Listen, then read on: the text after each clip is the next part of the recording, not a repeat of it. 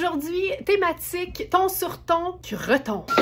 La cretonisation d'un ensemble, ça s'effectue à différents niveaux, puis aujourd'hui, c'est ce qu'on va explorer. C'est sûr que c'est facile d'agencer deux pièces d'une même nuance, ça c'est le ton sur ton, mais quand on veut jouer par exemple sur le niveau 1, qu'on veut y aller doucement, c'est toujours une bonne idée, peu importe la couleur des deux teintes qu'on va marier entre elles, d'ajouter une teinte neutre. Là ici, ça donne que tout est neutre, mais vous allez voir avec d'autres exemples ce que je veux dire. Donc ici, plutôt que d'être dans les teintes de beige, de camel, de cannelle, de la tête aux pieds, on y va juste avec une superposition en ton sur ton. Donc, en l'occurrence, un pull, je veux dire avoine, une espèce de tricot hyper doux, hyper confortable, qui est dans la famille des bruns, de même que le blazer. Et c'est vraiment ma paire de jeans qui va venir unir la chose. Puis évidemment, si je suis pas dans mes escarpins or, je le sais là, que le temps des fêtes, ça fait 20 jours que c'est fini. Mais qu'est-ce que tu veux? Tu peux sortir la fille du temps des fêtes, mais tu peux pas sortir le temps des fêtes de la fille. Mais si t'es en mode travail ou vie de tous les jours, ben là, ton ton sur ton creton, il se poursuit jusqu'au bout des pieds avec, par exemple, une botte qui fait le rappel avec le haut. Si on voulait faire la totale ici, attention certain parce qu'en plus d'ajouter le pantalon, je réalise que la caprice est de la même teinte. Donc là, on est en présence d'une cretonisation parfaite. J'adore ça. Parce qu'évidemment, c'est pas la même couleur de la tête aux pieds, mais on est vraiment dans la même famille. Donc, c'est un look qui est aussi facile à porter, qui est facile à créer, en fait. Parce que tout ce qu'il faut faire, c'est classer ses vêtements par couleur. Si on met tous les rouges ensemble, tous les roses ensemble, tous les bleus ensemble, puis quand on parle de bleu ensemble, c'est de bleu poudre à bleu marin, à marine, le denim là-dedans. Les familles de couleurs, ça ratisse large, puis ça fait en sorte qu'après, c'est plus facile de voir ce qu'on a dans une même nuance. Donc ici, j'aime beaucoup. Mais c'est pas parce que tu es en mode cretonisation, ton sur ton, que tu peux pas ajouter une petite touche de couleur autre, comme par exemple la couleur la plus parfaite avec du camel, j'ai nommé le rouge orangé. Là, tu peux pas être plus ton sur ton que ça. C'est aussi recherché que c'est simple dans le fond. J'allais voir tout le monde est d'accord. C'est important d'avoir, tu sais, le quorum qui appelle, là. C'est ça, le quorum? D'accord. D'accord. Je viens-tu t'apprendre un mot? Oui. Ça, on va mettre une croix sur le calendrier parce que s'il y a quelqu'un qui a un vocabulaire qui ratisse aussi large que les agencements possibles chez Very Smart, c'est bien Manu. Quorum, attends une minute. Le quorum est un nombre de présence minimale parmi les membres d'une assemblée sans lequel une délibération au sein de celle-ci ne peut être valide. C'est pas tout à fait ça, mais on comprend l'idée. La majorité. Et si on aime l'idée, mais qu'on préfère faire simple, ben c'est sûr que t'es jamais obligé de jouer du côté de la superposition multiple. Tu peux juste choisir 3 articles dans une même nuance de couleur et ça va le faire tout aussi parfaitement.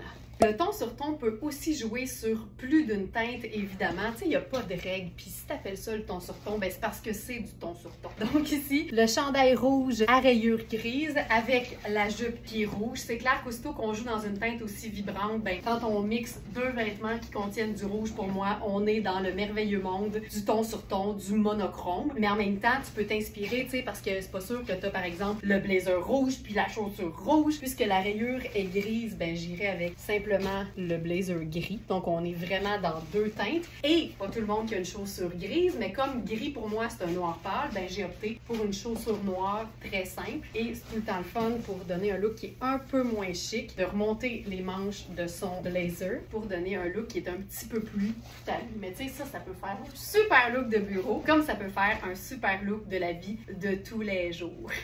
Ton sur ton, creton.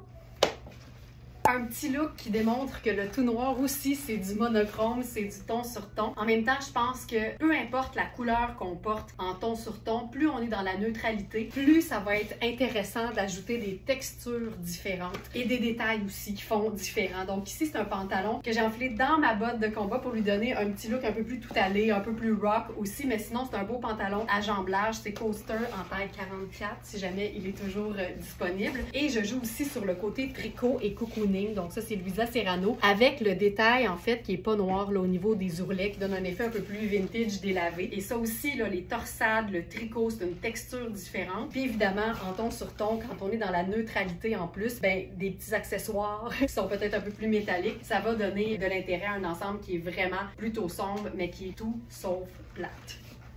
Il y a des couleurs qui sont particulièrement belles en mode ton sur ton et je pense que les mauves, les lilas en font partie parce que c'est quand même assez facile de trouver différentes nuances de la gamme des mauves. C'est sûr que par exemple dans le rouge, si on prend l'exemple, un rouge pâle, un rouge foncé, un rouge un peu plus bordeaux, ben peut-être que ça se fait aussi. Puis je pense vraiment que quand on aime une couleur, il y a de bonnes chances que déjà dans notre garde-robe, on ait différents articles de différentes couleurs de cette teinte-là. Donc là ici, jupe en soie violacée avec notre top hyper chouette à motif de Nadia Toto avec la même teinte de violet à l'intérieur. Puis là évidemment, on est dans le monochrome au niveau de la couleur, mais on peut être dans le contraste au niveau des vêtements par exemple. Donc j'y vais avec, tu sais, ma botte cuissarde, très rock, très sexy aussi. La jupe vintage hyper vaporeuse, puis là-dessus, une veste sport en nylon Aspésie qui est honnêtement tellement proche de la jupe. C'est parfait. Donc tu vois, ça c'est le genre d'affaire que j'aime faire. La cuissarde, le venteau de sport, le côté luxueux d'une designer québécoise, le vintage. Là, cette jupe-là était pliée en deux sur un sein. Fait qu'elle n'est pas parfaite, mais elle est parfaite dans son apparence par contre. Hey, ça, j'aime assez ça.